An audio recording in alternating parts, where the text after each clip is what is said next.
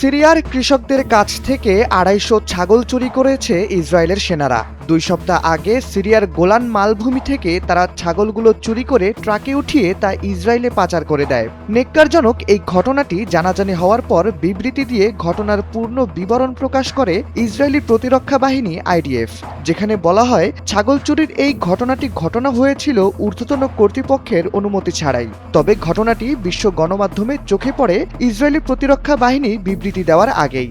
Israeli গণমাধ্যম channel 12 ও Times of Israel সহ বেশ কিছু গণমাধ্যমে বলা হয়, গোলান মালভূমিতে হুট করেই বেশ কিছু ছাগল দেখতে পান স্থানীয়রা। তারপর তারা বিষয়টি সেনাবাহিনীকে জানায়। তবে ইসরায়েলের সেনারা কোনো অনুমতি না নিয়েই বা কোনো খোঁজ না নিয়েই ছাগলগুলোকে সরিয়ে ফেলে।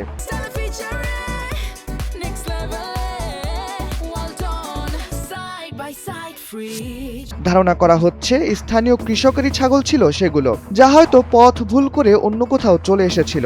এই ঘটনায় যুক্ত আইডিএফ এর এক সদস্যের বিরুদ্ধে ব্যবস্থা নিয়েছে ইসরায়েল। সূত্র বলছে তাকে আপাতত কমান্ডার পদ থেকে বরখাস্ত করা হয়েছে।